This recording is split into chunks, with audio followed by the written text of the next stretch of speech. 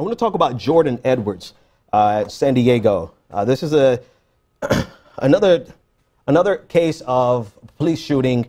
This time, a 15-year-old kid. He was in a car. Jordan Edwards, an honor student.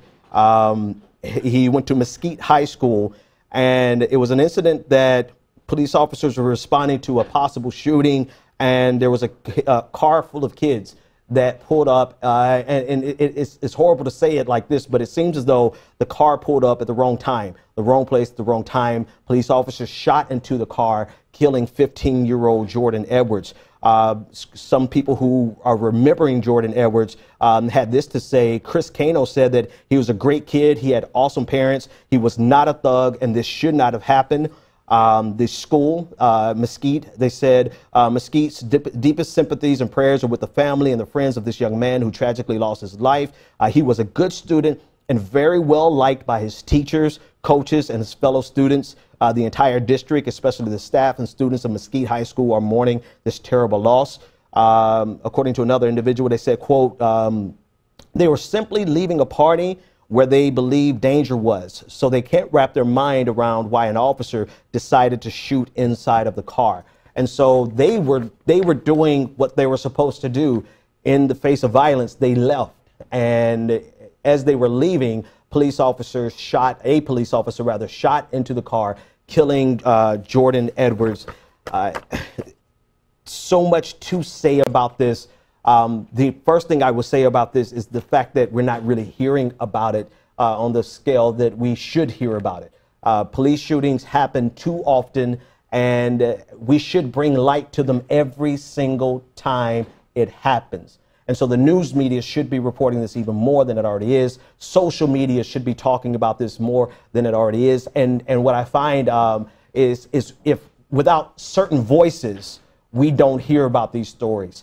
And I can actually attest to that personally, because I had a friend of mine, Corey Jones, killed by a police officer in Palm Springs, in West Palm Beach, Florida, rather. And if it was not for some key voices, Sean King, namely, the country would not have known about it as soon as they knew about it. But more importantly, they would not have known the person that Corey was. And likewise, I believe Sean is one of the people most intricate in getting this story out and putting out the narrative of who this kid was before anyone could call him a thug.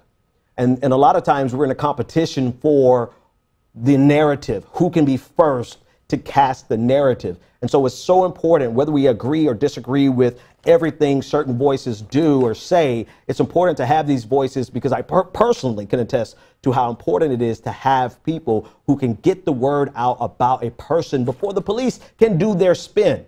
Because in every single one of these cases, we find police officers who will spin, not just police officers, police departments, police unions. They have a vested interest in protecting the police officers no matter how wrong they are. And in order to do that, what they will do is cast every single unarmed person that is shot and killed by police, cast them as a thug, cast them as someone who was problematic, cast them as someone who was dangerous. And so they create a narrative of this police officer being a hero.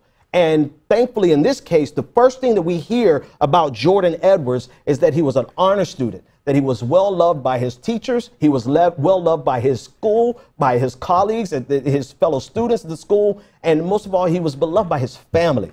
And so now we have a 15-year-old young man dead because police officers saw fit to shoot inside of a car when they should have been investigating the call. They should have been investigating the alleged shooting, but instead of going to investigate the shooting, they responded by shooting the car full of kids, killing 15-year-old Jordan Edwards.